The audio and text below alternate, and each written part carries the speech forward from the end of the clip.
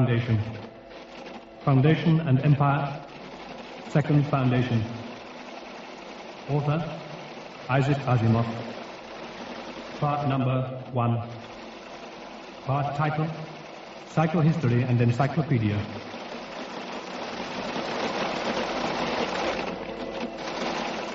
Encyclopedia Galactica, 116th edition.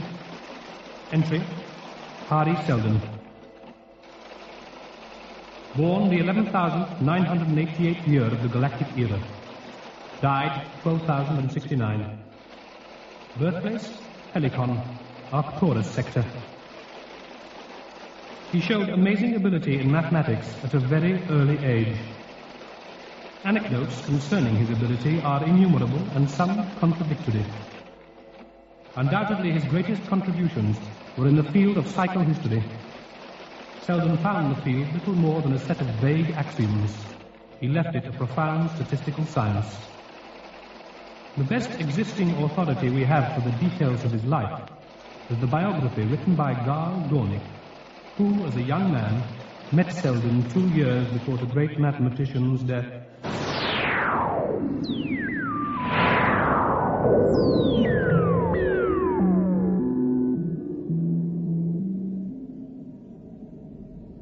The viewing room will be closed for the remainder of the trip. Prepare for landing, please. Would it be possible for me to stay? I would like to see Trantor. We'll be landing on Trantor by morning. I mean, I want to see it from space. I'm afraid not. If this were a space yacht, we might manage it, but we're spinning down Sunside. You wouldn't want to be burnt, blinded, and radiation-scarred all at the same time, would you? I see. Trantor would only be a grey blur anyway. Look, why don't you take a space tour once you get there? They're quite cheap. I will. Thank you.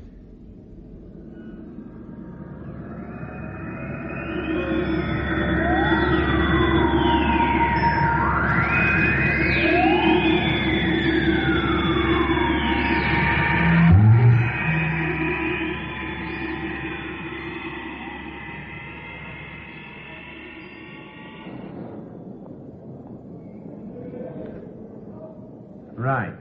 You next? Yes. Right. Baggage.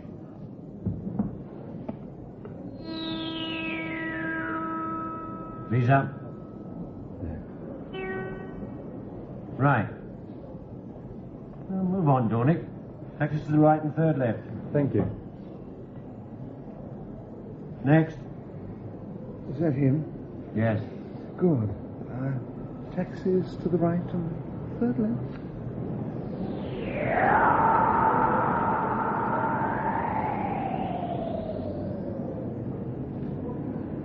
Where to?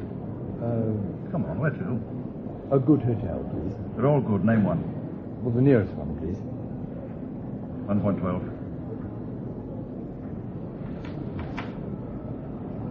Where do I go? Follow the light track. Your ticket will keep glowing as long as you're going in the right direction.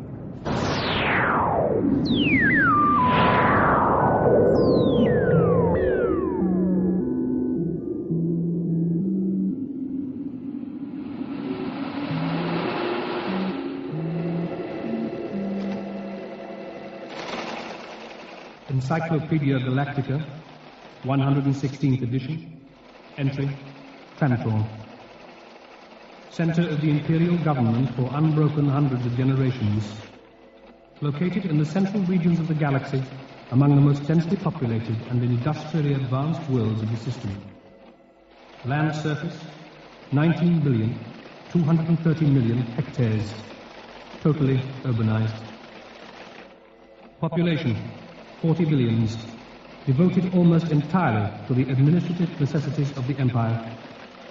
Its dependence upon the outer worlds for food and, indeed, all the necessities of life made it increasingly vulnerable to conquest by siege. In the last millennium of the Empire, imperial policy became little more than the protection of Trantor's delicate jugular vein.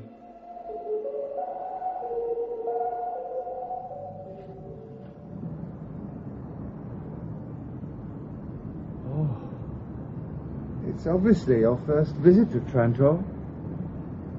What do you think of it? I don't know what to say. I've seen nothing like it before. I'll need time to soak it all in before I can give an opinion. This must seem a bit stupid to you. Trantorians must take it all for granted. Trantorians never come up here. It gives them nerves. Nerves? Why on earth should it do that? If you're born in a cubicle, grow up in a corridor, work in a cell and holiday in a sunroom, then coming up into the open with nothing but sky over you might conceivably give you a nervous breakdown.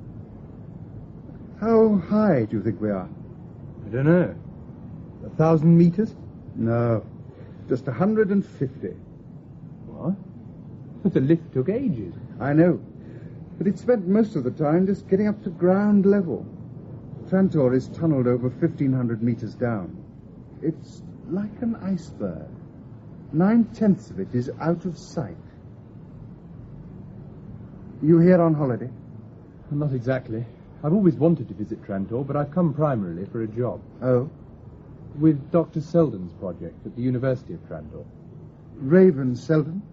No, Hari Seldon, the psychohistorian. I don't know of any Raven Seldon. Harry's the one I mean. We call him Raven because he keeps predicting disaster. What kind of disaster? What kind would you think? I'm afraid I wouldn't have the slightest idea. I've read the papers Dr. Seldon has published, but they're on mathematical theory. Yes. The ones they publish.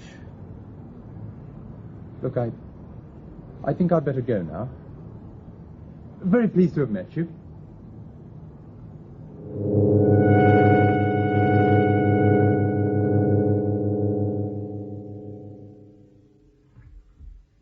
Good afternoon.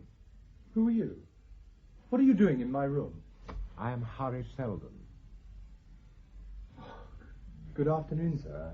You didn't think we were to meet before tomorrow? No, sir. Well, it's just that if we're to use your services, we must work quickly. I don't understand. Well, just relax and sit down. Thank you. You were talking to a man on the observation tower, were you not? Yes. I met him in the lift. His name is Gerrill. He's an agent from the Commission of Public Safety. He followed you from the spaceport. But why? Did he say nothing about me? He referred to you as Raven Seldon. Did he say why? He said that you predict disaster. I do. What does Trantor mean to you? Glorious. You say that without thinking. What of psychohistory? Psychohistory. That branch of mathematics that deals with the reactions of human conglomerates to fixed social and economic stimuli. Assumptions. 1. The human conglomerate be sufficiently large for valid statistical treatment. 2.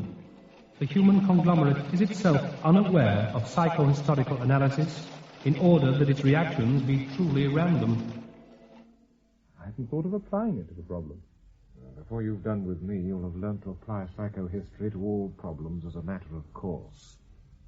Now then, you see the function set up on the calculator? Yes. Well, that represents the condition of the Empire at the moment. Surely it's not a complete representation.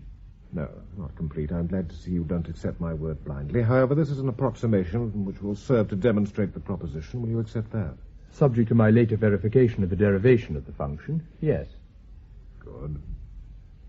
Now, add to this the known probability of imperial assassination, vice-regal revolt, the contemporary recurrence of periods of economic depression, the declining rate of planetary explorations.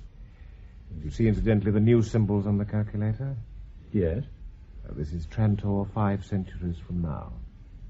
How do you interpret this function? Total destruction. But that's impossible. You're right. You saw how the result was arrived at.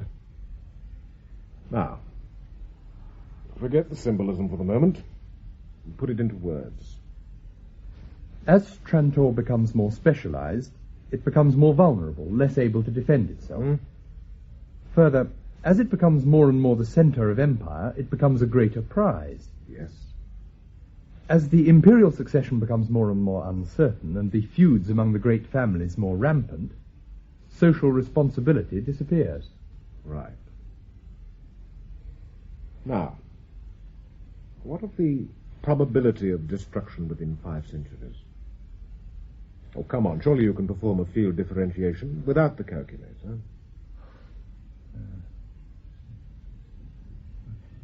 About 85%?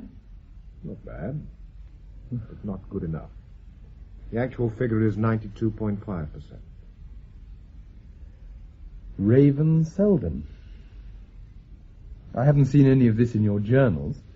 Of course not. This is unprintable. You suppose the Imperium could expose its shakiness in this manner? Some of our results have leaked out among the aristocracy. That's bad. Not necessarily. All is taken into account. Then is that why I'm being investigated? Yes, everything about my project is being investigated. Are you in danger? Oh, yes. There is a probability of 1.7% that I will be executed, but that, of course, would not stop the project. We've taken that into account as well. Never mind. You will meet me, I suppose, at the university tomorrow. I will, sir. Well, goodbye.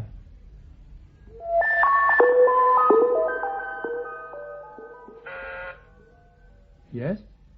Gaal Dornick, Yes? I have to inform you that you are under detention at the order of the Commission for Public Safety. You will remain in your room until we are ready for your interrogation.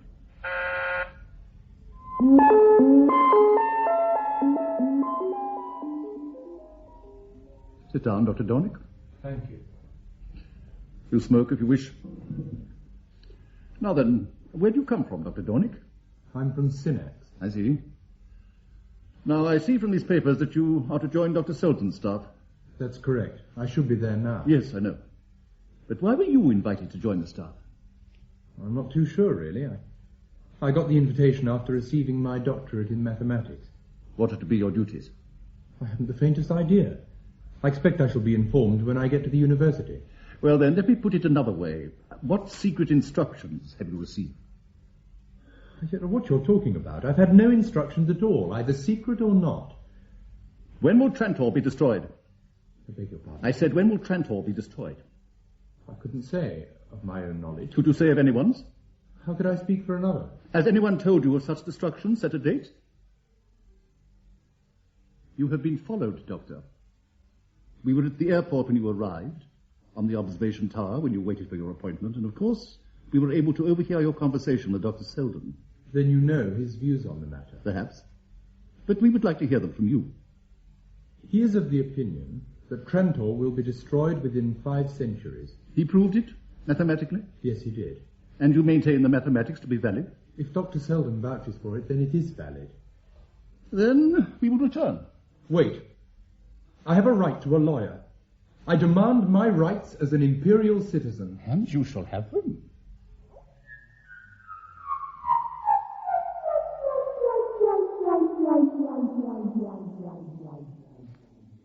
Dr. Dornick? Yes? I am Law's advocate. Dr. Seldon has directed me to represent you. Is that so? Well then, look here. I demand an instant appeal to the Emperor. I'm being held without cause. I'm innocent of anything. You've got to arrange a hearing with the Emperor instantly. The Commission will, of course, have a spy beam on our conversation. It's against the law, but they will have one nevertheless. However, this recorder has the additional property of completely blanketing any spy beam. They won't discover it at once. Then I can speak? Of course. I want a hearing with the Emperor. There are no hearings before the Emperor. Trantor is, I'm afraid, in the hands of the aristocratic families, members of which compose the Commission for Public Safety. A development which was well predicted by psychohistory. Indeed. In that case, if Dr. Seldon can predict the history of Trantor 500 years into the future... He can predict it 1,500 years into the future. I don't care if it's 15,000. Why couldn't he yesterday have predicted the events of this morning and warned me? Dr. Seldon was of the opinion that you would be arrested this morning. What? Look, will you send Dr. Seldon to me? Unfortunately, I can't. Dr. Seldon is himself under arrest. You will be tried together.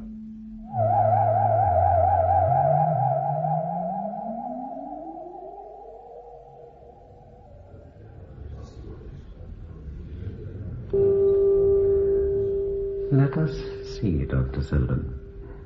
How many men are now engaged upon the project of which you are head? 50 mathematicians. Including Dr. Gaal Dornick? Dr. Dornick is the 51st. Oh, we have 51 then.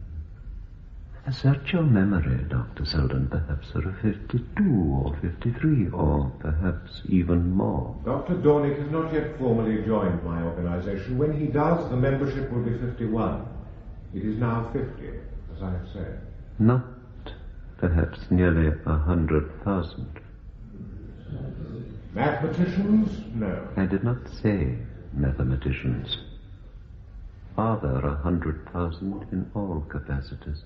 In all capacities, your figure may be correct. Maybe I say it is. I say that the men in your project number 98,572. I believe you're counting women and children. 98,572 individuals is the intent of my statement. There is no need to quibble.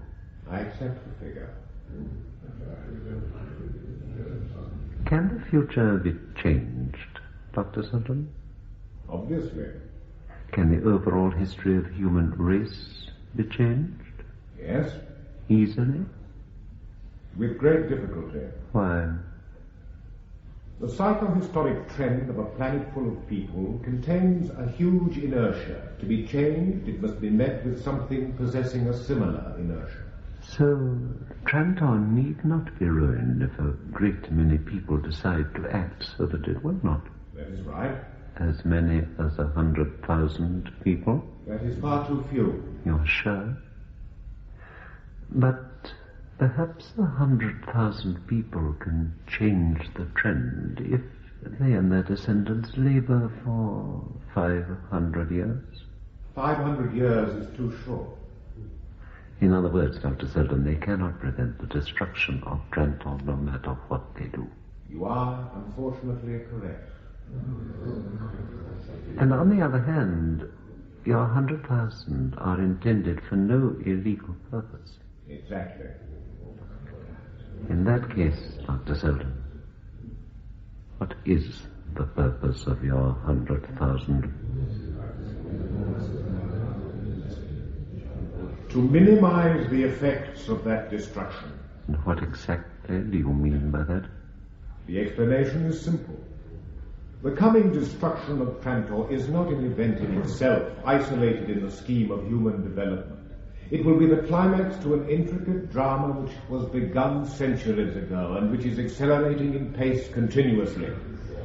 I refer, gentlemen, to the developing decline and fall of the Galactic Empire.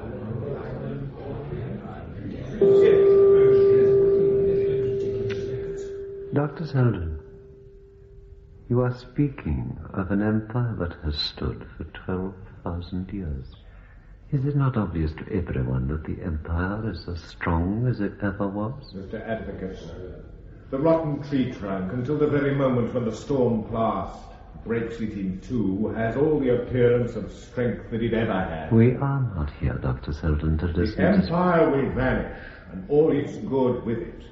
Its accumulated knowledge will decay, and the order it has imposed will vanish. Interstellar wars will be endless. Interstellar trade will decay. Population will decline. Worlds will lose touch with the main body of the galaxy. And so matters will remain. Forever? Psychohistory, which can predict the fall, can make certain statements concerning the succeeding Dark Ages. The Empire, gentlemen, has stood 12,000 years. The Dark Ages to come will endure not 12, but 30,000 years. A second empire will rise, but between it and our civilization will be 1,000 years of suffering humanity. We must fight that. How do you propose to do this? By saving the knowledge of the race. If we now prepare an encyclopedia of all knowledge, it will never be lost. Coming generations will build on it and will not have to rediscover it for themselves. 1 millennium will do the work of 30,000. Oh, this is all my project, my 30,000 men with their wives and children are devoting themselves to the preparation of an Encyclopedia Galactica. They will not complete it in their own lifetime. I will not even live to see it fairly begun. But by the time Trantor falls, it will be complete, and copies will exist in every major library in the galaxy.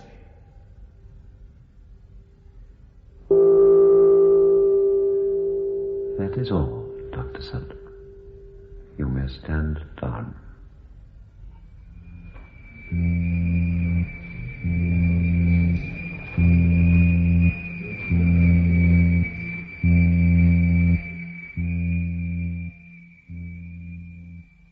Ah, Dr. Seldon, this is a pleasure. Please sit down. Thank you, Commissioner Chen. Now then, what can I do for you? You asked me to come and see you. Ah, yes, so I did. My lawyer is not present. This is no longer a trial, Dr. Seldon.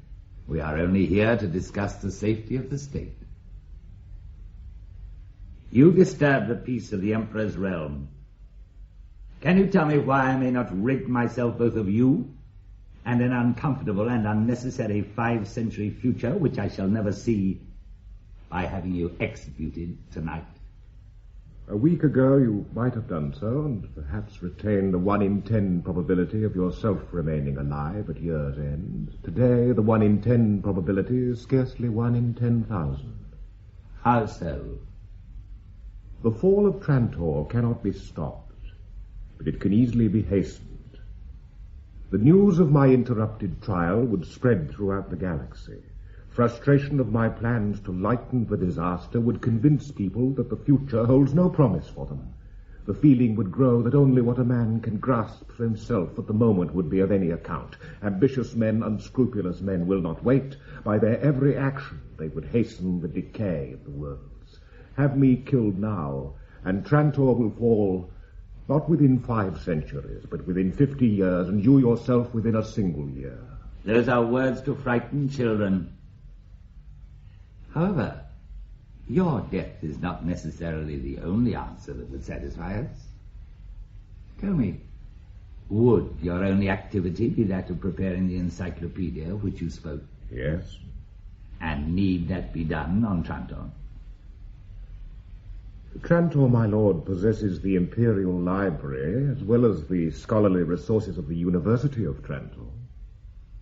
And yet if you were located elsewhere, let us say upon a planet where your men could devote themselves entirely and single-mindedly to their work, might not that have advantages? Minor ones, perhaps? Such a world has been chosen, where you may work, Doctor, at your leisure with your 100,000 about you. The galaxy will know that you are working and fighting the fall. They will even be told that you will prevent the fall. I see. The alternative is death for yourself and as many of your followers as will seem necessary. The opportunity for choosing between death and exile is given you over a time period stretching from this moment to 5 minutes hence. Which is the world chosen, my lord? It is called, I believe, Terminus. It is uninhabited, but quite habitable, and can be molded to suit the necessities of scholars. It is somewhat secluded. At the edge of the galaxy. As I said, somewhat secluded. It will suit your concentration. We will need time to arrange such a trip. There are 20,000 families involved. You will be given time.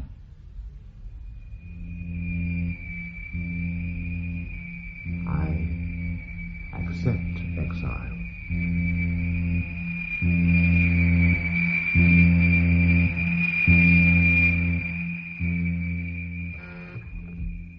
Dr. Seldon? Yes? I have been instructed to inform you that from now on you and all your people are under martial law, and that 6 months will be allowed you for preparations to leave Trantor. Thank you, Captain. 6 months? Now we can talk at our ease. But, Doctor, what can be done in 6 months? 6 months will be quite enough. I don't see how. In a plan such as mine, other people's actions and wishes must be bent to our needs. The trial was not allowed to begin until the circumstances were right. But could you have arranged... To be exiled to Terminus.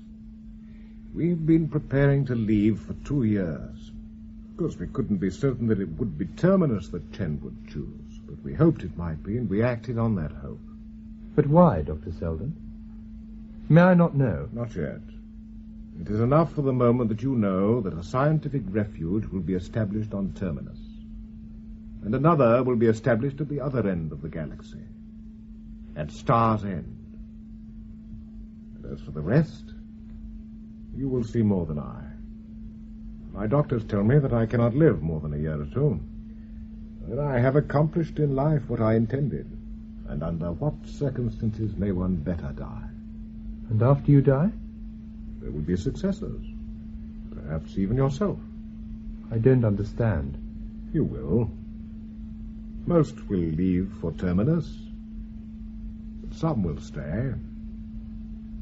It will be fairly simple to arrange. But as for me, I am finished.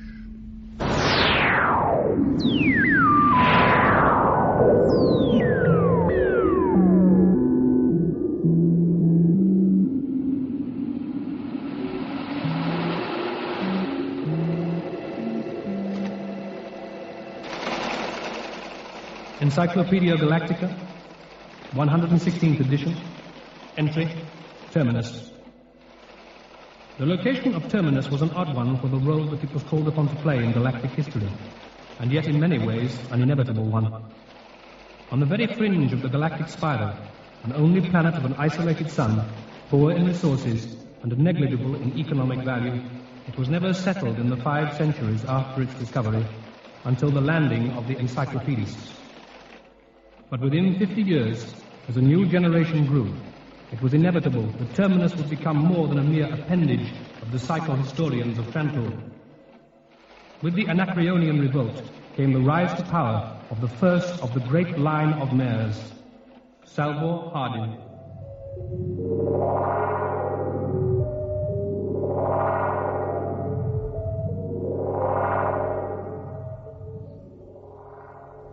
Hardin, what is the matter with you? For the last 6 months you've been getting edgier and edgier. Just a growing feeling that everything isn't going the way that it should be. Look, Lee, it's 50 years now since Seldon and Dornick dispatched our fathers to Terminus, and in all that time we've never had any real idea of our reason for being here. To compile the encyclopedia against the destruction of the Empire. That's what we're told. But I'm none too certain. Seldon must have intended us to do more than that. The population's growing, and all of it can't be used by the Foundation. Furthermore, the Empire doesn't seem to care about us. And now that the province of Anacreon has revolted against it, and furthermore defeated Smyrna in open battle, we are in a bad position. You worry unnecessarily. The Board of Trustees knows what it's doing. You think so? Of course. I wish I shared your confidence. Well, if you're worried about the situation, why don't you go and see the chairman of the board? Well, after all, as mayor, you have some authority. That's just the point. As mayor, I have no real authority at all. Oh, really? I admit that I deal with problems of taxation, agricultural policy, and so forth. But the major decisions, the ones that affect the state, are taken by the Board of Trustees. My word carries no weight whatsoever with them. Nevertheless, I think they'd listen to you. Would they? Well, Louis Pirenne is a reasonable man. Louis Pirenne is a fool. He can't see anything unless it's under his nose. Totally absorbed with the problems of producing their blasted books. He's not interested in anything except the encyclopedia. Anyway, I'll do as you advise. I'll go and see him tomorrow. Good. I feel sure he'll listen to you. He'd better do a damn sight more than that. If not, we shall have to try other tactics. The situation cannot be allowed to continue as it is.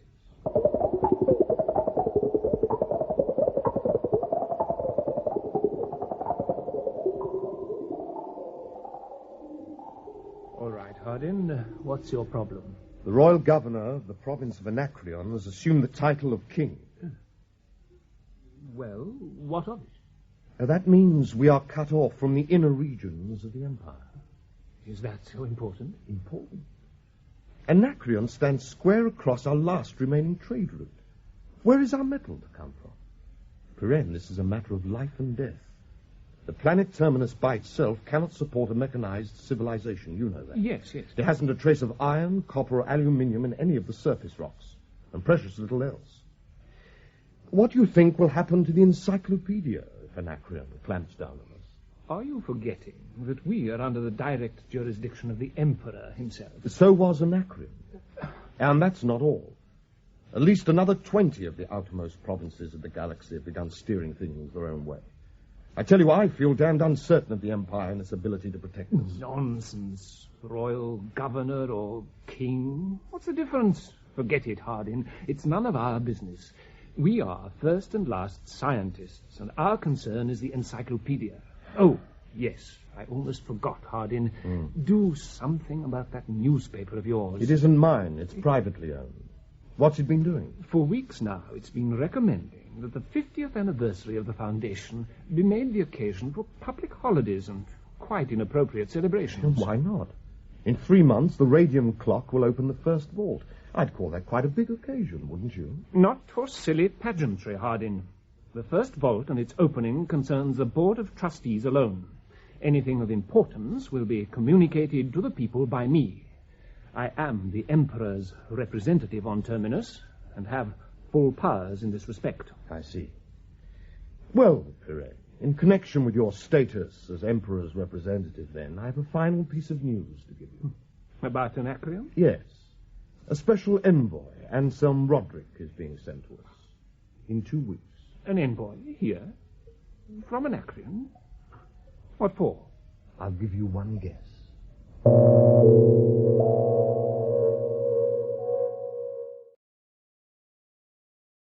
Of course, all the formal discussions, the paper signing and such dull technicalities, that is, will take place before the... what is it you call your council? The Board of Trustees. Odd name. Anyway, that's for tomorrow. But we might as well clear some of the underbrush man-to-man right now, though. Don't you agree? And that means... Just this. There's been a certain change out here in the periphery, and the status of your planet has become a trifle uncertain. It would be very convenient if we succeeded in coming to an understanding as to how the matter stands. Let me understand this, Your Eminence. Your mission is merely one of clarification. That's correct. In that case, it's soon over. We are a state-supported scientific institution and part of the Emperor's personal domain. That's a nice theory, Dr. Perrin, but what's the actual situation? How do you stand with respect to Smyrna? You're not 50 parsecs from their capital, you know. And what about Konom and Daribo? We have nothing to do with any province. They're not provinces, they are kingdoms now. Kingdoms, then. We have nothing to do with them. As a scientific institution... Science be damned. The devil has that got to do with the fact that we're liable to see Terminus taken over by Smyrna at any time? And the Emperor, he would just sit by? Well, now, Dr. Perrin, you respect the Emperor's property, and so do I. But Smyrna might not. Remember, we've just signed a treaty with the Emperor, which places upon us the responsibility of maintaining the borders of the old province of Anacreon on behalf of the Emperor. Our duty is clear, then, is it not? Certainly. But Terminus is not part of the province of Anacreon. And Smyrna? Nor is it part of the province of Smyrna. It is not part of any province. Does Smyrna know that? I don't care what it knows. But we do. We've just finished a war with her, and she still holds 2 stellar systems that are ours. Terminus occupies an important strategic position between the 2 nations. What is your proposition, Your Eminence? It seems perfectly obvious that since Terminus cannot defend itself, Anacreon must take over the job. We believe that it would be best for all concerned to have Anacreon establish a military base here. And that is all you would want? A military base in some of the vast unoccupied territory? Well, of course, there would be the question of supporting the occupying forces. Oh, I see. The Terminus is to be a protectorate and pay tribute. Not tribute, taxes. We're protecting you, you pay for it. Whatever. Let me speak, Hardin. Your Eminence, I don't give a damn for Anacreon, Smyrna, your local politics and petty wars. I tell you, this is a tax-free, state-supported institution. State-supported? But we are the state and we are not supporting. Your Eminence, I am the direct representative of His August Majesty the Emperor. I am the direct representative of the King of Anacreon, and Anacreon is a lot nearer, Dr. Perrin. Gentlemen, let's get back to business. How would you take these so-called taxes, Your Eminence? Wheat, potatoes, vegetables, cattle? You're joking. Gold, of course. Chromium or vanadium would be even better if you had it. Chromium? Vanadium? We haven't even got iron. Here, take a look at our currency. What is it? Steel? That's right. I don't understand. The Terminus is a planet practically without metals. We import it all. Well, you might pay with land. What do you mean? This world is just about empty, and the unoccupied land is probably fertile. We could doubtless come to some mutually satisfactory agreement. Anacreon could supply us with plutonium for our atomic power plant. We have only a few years' supply left. Hardin. You have atomic power? Certainly. Well, what's unusual in that? I imagine that atomic power is 50,000 years old now. Why shouldn't we have it? Except that it is a little difficult to get hold of plutonium. Yes. Yes. Now, gentlemen, tomorrow I shall meet your Board of Trustees. For your own sakes, I would advise you to appraise them of the situation prior to my arrival. Should we not reach a mutually beneficial arrangement, I have to tell you that I shall return to Anacreon, and from then you will have precisely 3 months before I return with my troops, wanted or not. And now, if you'll excuse me, I wish you good night, gentlemen. He is insufferable. Not at all. Merely the product of his environment. What did you mean by all that talk about military bases and tribute? Are you mad? No, I merely gave him the opportunity to talk. You'll notice he managed to stumble out Anacreon's real intention. And naturally, I don't intend to let that happen. Don't you? And who the hell are you? And may I ask why you mentioned our atomic power plant? It's just the thing that would make us a military target. Yes, a military target to avoid. Isn't it obvious why I brought the subject up? It confirmed a very strong suspicion I had. What? That Anacreon no longer has atomic power. If they had, Roderick would have known that plutonium, except in ancient traditions, is used in power plants. And therefore it follows that the rest of the Periphery no longer has it either. Certainly Smyrna hasn't, or they would have defeated Anacreon in their last little encounter. Interesting. Back to oil and coal, are they?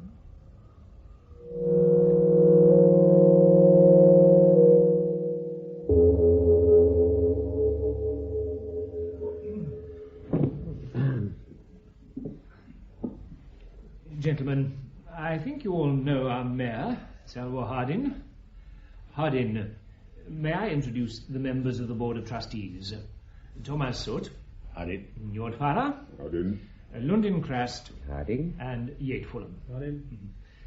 Now then, gentlemen, I find it very gratifying to be able to inform the board that since our last meeting, I have received word that Lord Dorwin, Chancellor of the Empire, will arrive at Terminus in 2 weeks.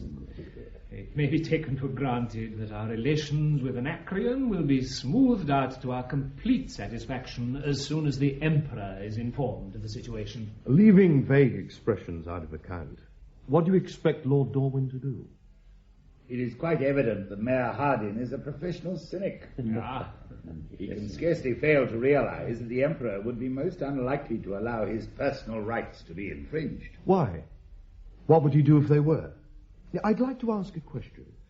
Besides this stroke of diplomacy, has anything been done to meet the Anacreonian menace? Oh, you see a menace there, do you? Don't you? Well, hardly. The Emperor... What is this? Every once in a while someone mentions Emperor or Empire as if they were magic words. The Emperor is 50,000 parsecs away, and I doubt whether he gives a damn about us. No. We have to fight with guns, not words.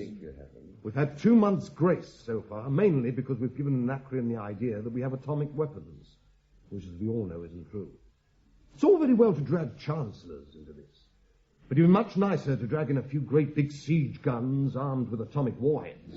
We agree with that. Building armaments would mean withdrawing men from the encyclopedia. That cannot be done, come what may. Very true. Agreed. The encyclopedia first, always. Why, in 5 years' time, we shall be publishing the first volume. Nothing must be allowed to interfere with that. Has it ever occurred to this board that it's just possible that Terminus may have interests other than the encyclopedia? You don't understand the situation. There's a good million of us here. And not more than 150,000 are working directly on the encyclopedia. To the rest of us, this is home. We were born here. We're living here. Compared with our homes, our farms, our factories, the encyclopedia means little to us. We want them protected. The encyclopedia first. We have a mission to fulfill. That might have been true 50 years ago, but there is a new generation. That has nothing to do with it. We are scientists. You are not scientists. You're clerks, classifying the work of scientists of the last millennium. Have you ever thought of extending their knowledge? No. You're quite happy to stagnate like the rest of the galaxy. That's why we have revolts, breakdown of communications, loss of atomic power. The whole galaxy is crumbling to bits. I don't know what you're trying to gain by your hysterical statements, Hardin. Certainly you're adding nothing constructive to the discussion. Haven't we forgotten something, gentlemen? What? In a month, we celebrate our 50th anniversary. What of it? On that anniversary, Harry Seldon's vault will open. Have you ever considered what might be in the vault? I don't know. Routine matters, a stock speech of congratulations. I don't think any great significance need be placed on the vault. But perhaps you're wrong. Doesn't it strike you that the vault is opening at a very convenient time? A very inconvenient time, you mean? We have other things to worry about. Other things more important than a message from Harry Seldon? I think not. The encyclopedia was very dear to his heart, you know. True. Mr. Mayor, what do you think of the vault? I don't know, Father. I really don't know.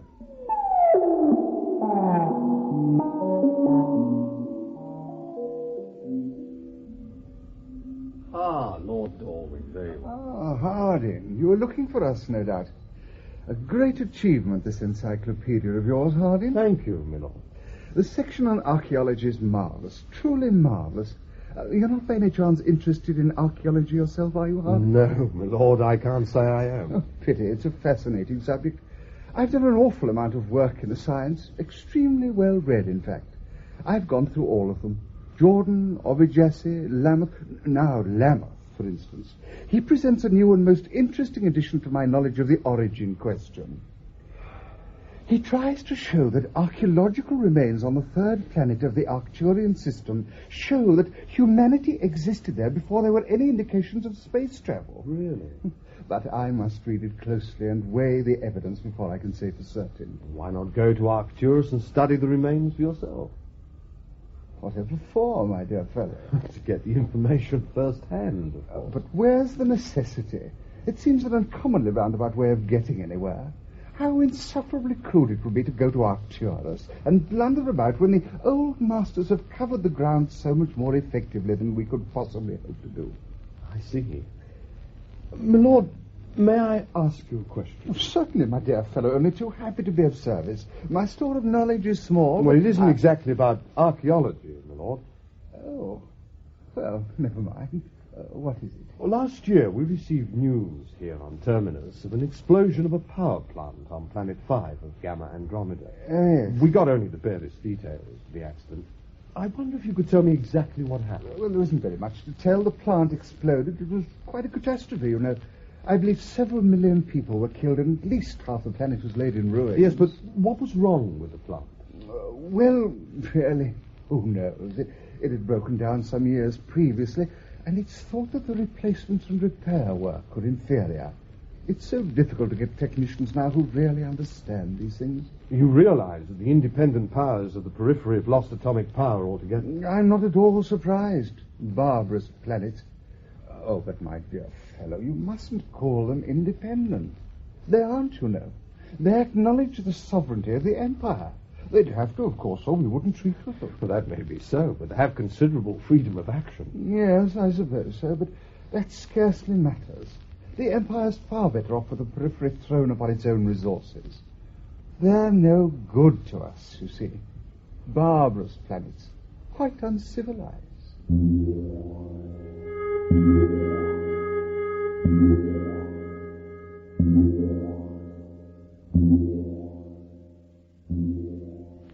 Lee, this can't go on. This incredible vacillation on the part of the Board of Trustees. Not one of them seems capable of making a rational decision.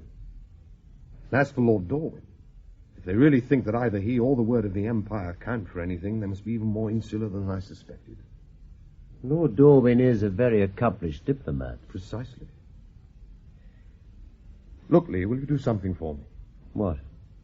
Take these microtapes and have them subjected to a thorough analysis by symbolic logic. Can you do that? Yes.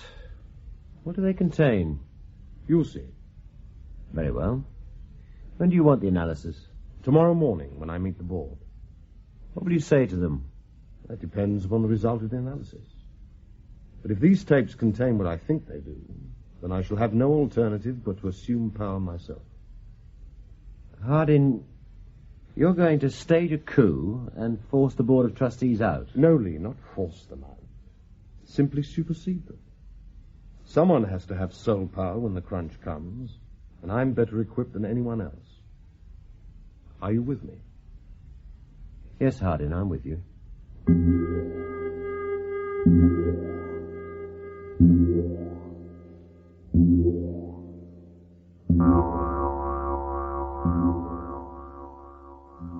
So, gentlemen, it turned out we didn't have much time after all. Lord Roderick gave us 3 months, but little as it was, we threw it away, unused. And this new Anacreonian ultimatum gives us 1 week. What do we do now? There must be a loophole. It is absolutely unbelievable that they would push matters to extremities in the face of what Lord Dorwin has assured us regarding the attitude of the Emperor and the Empire. I see. You have, of course, informed the King of Anacreon of this alleged attitude? I have, after having placed the proposal to the board for a vote and having received unanimous consent. And when did this vote take place? I don't believe that I am answerable to you in any way, Mayor Hardin. All right. I'm not that vitally interested. It's just my opinion that it was your diplomatic transmission of Lord Dorwin's valuable contribution to the situation that was the direct cause of this friendly little ultimatum. And just how do you arrive at that remarkable conclusion, Mr. Mayor? Quite simply, common sense. You see, there's a branch of human knowledge known as symbolic logic, which can be used to prune away all sorts of dead wood that clutters up human language. What about it? I applied it. Among other things, I applied it to this document here. I didn't really need to for myself because I knew what it was all about. But I think I can explain it more easily to 5 scientists by symbols rather than words. This message from Anacreon was a simple problem, naturally. The men who wrote it were men of action rather than men of words. And it boils down quite simply to the straightforward and unqualified statement, you give us what we want within a week, or we beat the hell out of you and take it anyway. No loophole there, is there, Dr. Periphery? There doesn't seem to be. All right. Before you now, you see a copy of the treaty between the Empire and Anacreon. As you see, gentlemen, something like 90% of the treaty cancels out in the analysis.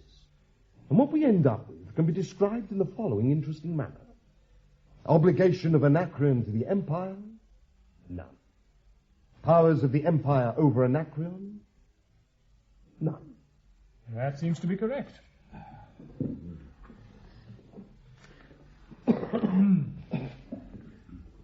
You admit, then, that the treaty is nothing but a total declaration of independence on the part of Anacreon and a recognition of that status by the Empire? It seems so. And do you suppose that Anacreon doesn't realize that? That it would naturally tend to resent any appearance of threats from the Empire? Particularly when it's evident that the Empire is powerless to carry out any such threats, or it would never have allowed independence. But then, how would you account for Lord Dorwin's assurances of Empire support? You know, that's the most interesting part of the whole business. I thought his lordship an absolute ass when I first met him, but it turns out he was actually a most accomplished diplomat and a very clever man.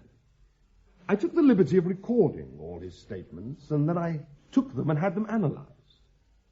And after I'd succeeded in eliminating all the meaningless statements, vague gibberish, and useless qualifications, I found I had nothing left. Everything cancelled out. Lord Dorwin, in 5 days of discussion, didn't say one damn thing. We have 1 week left. What do we do now? It seems that we have no choice but to allow Anacreon to establish military bases on Terminus. I agree with you there. But what do we do towards kicking them off again at the first available opportunity? That sounds as if you've made up your mind that violence must be used against them. Violence is the last refuge of the incompetent. But I certainly don't intend to put out the welcome mat and dust off the best furniture for them. I still don't like the way you put that. It is a dangerous attitude. Our policy has but one cardinal principle, and that is the encyclopedia. Whatever we decide to do or not to do will be decided because it will be the measure required to keep that encyclopedia safe. Then you have come to the conclusion that we must continue our intensive campaign of doing nothing. You have demonstrated that the Empire cannot help us, though how it can be so I don't understand. If compromise... There is no compromise. Don't you realize that all this talk about military bases is utter nonsense? So we've gone quite far enough, I think. There seems no point in concealing that the board came to the decision that the real solution to the Anacreonian problem lies in what is to be revealed to us when the vault opens in 6 days from now. We are to do nothing, is that right, except to wait in quiet serenity and utter faith for the Deus Ex Machina to pop out of the vault? Stripped of your emotional physiology, that is correct. Such subtle escapism. Really, Dr. Farrar, such folly smacks of genius. Would it surprise you to hear that I have given the matter considerable thought these last few weeks? With what result? With the result that pure deduction is found wanting. What is needed is a little sprinkling of common sense. For instance? Seldon foresaw the Anacreonian threat. Why did he not have us placed in some other planet, nearer the galactic center? Why put us here, on Terminus? If he could see in advance the break in communication, our isolation from the Empire, the threat of our neighbors. If he could foresee the problem then, we should be able to find the solution now. But Hardin, we can't. But you haven't tried. You haven't tried once. First you refused to admit that there was a menace at all, and then you reposed a blind faith in the Emperor. Now you've shifted it to Harry Seldon. Throughout, you've invariably relied either on authority or on the past, never on yourselves, and that's wrong. We sit here considering the encyclopedia the be-all and end-all. We consider the greatest end of science is the classification of past data. It's important, but is there no further work to be done? We're receding and forgetting. Here in the Periphery, they've lost atomic power. In Gamma Andromeda, a power plant's blown up because of poor repairs. The chance of the Empire complains that atomic technicians are scarce, and the solution? To train new ones? Never. Instead, they're to restrict atomic power. Don't you see it's a worship of the past? It's a deterioration, stagnation.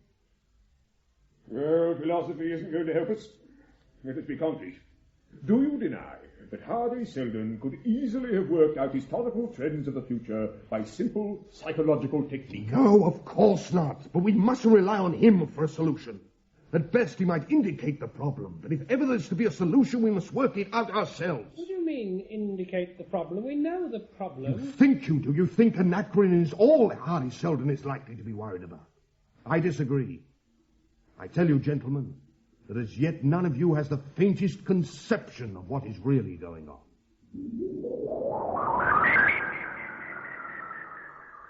Now look, there must be no hesitation. You understand that, Lee?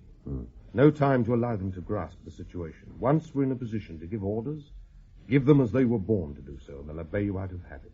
But if the board remained irresolute... After tomorrow, their position in the affairs of Terminus won't exist. You know, it's strange that they've done nothing to stop us so far. You say they weren't entirely in the dark. Father stumbled at the edges of the problem. And Perren's been suspicious of me ever since I was elected. But you see, they never had the capacity of understanding what was really going on. Their whole training has been authoritarian. They're sure that the Emperor, just because he is the Emperor, is all-powerful. They're sure that the Board of Trustees, acting in the name of the Emperor, cannot be in a position where it cannot give the orders. And that incapacity to recognize the possibility of revolt is our greatest ally. They're not bad fellows, Lee. You're when they stick to the encyclopedia. And we'll see to it that that's where they do stick in the future. They're hopelessly incompetent when it comes to ruling Terminus. Anyway, you'd better go and start things rolling. Tomorrow in the Time Vault, we'll know what to expect.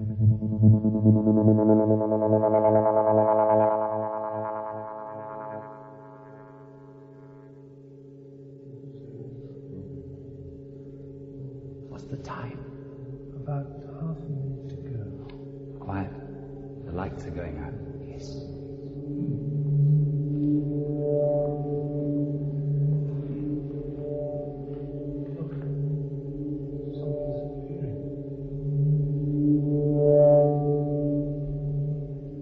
I am Harry Seldon. I can't see you, so I can't greet you properly.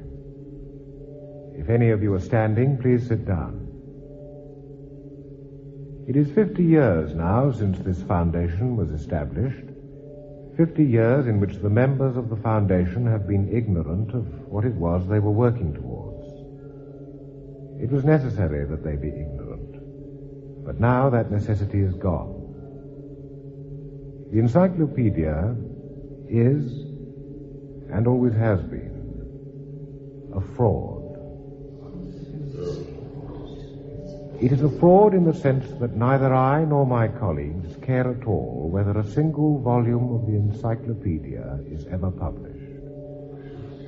In the 50 years that you have worked on this fraudulent project, your retreat has been cut off, and you now have no choice but to proceed on the infinitely more important project that was and is our real plan. From now on, and into the centuries, the path that you must take is inevitable. You will be faced with a series of crises, as you are now faced with the first. And in each case, your freedom of action will become circumscribed, so that you will be forced along one and only one path. The path which our psychology has worked out. Somewhere in the 50 years just past is where the historians of the future will place an arbitrary line and say, this marks the fall of the Galactic Empire.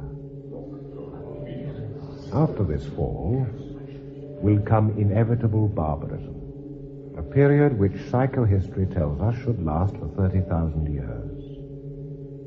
We cannot stop the fall, but we can shorten the period of barbarism. The ins and outs of that shortening we cannot tell you, just as we could not tell you the truth about the Foundation 50 years ago.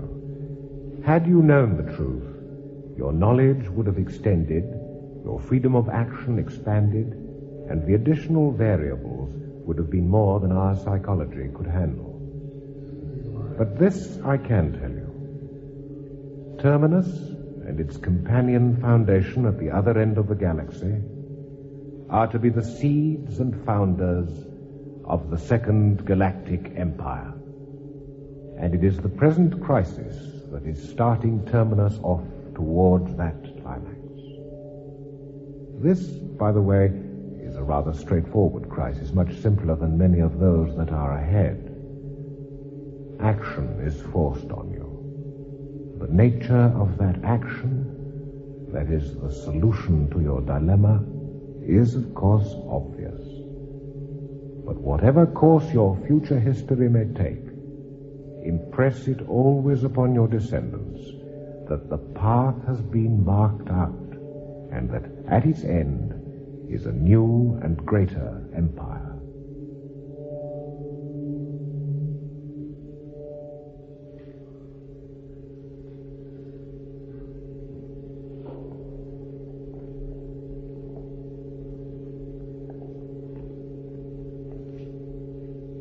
It seems, Hardin. The Anacreonians will be here tomorrow.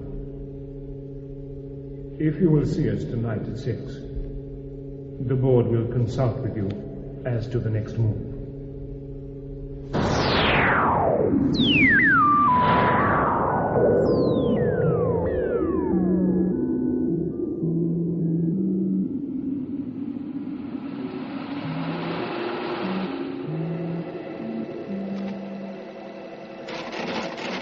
Encyclopedia Galactica, 116th edition. Entry, Board of Governors, subscript. Salvor Hardin's foresight meant that Lee's men were already in control, and the board was giving orders no longer. And in 6 months, the Anacreonian invaders were also not giving orders. The solution to this first Seldon Crisis had been obvious. This was the beginning of the great line of the Mares.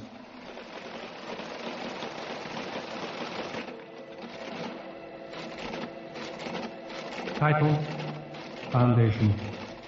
Foundation and Empire, Second Foundation. Author, Isaac Asimov. Audio adaptation, Patrick Tull. Part number 1.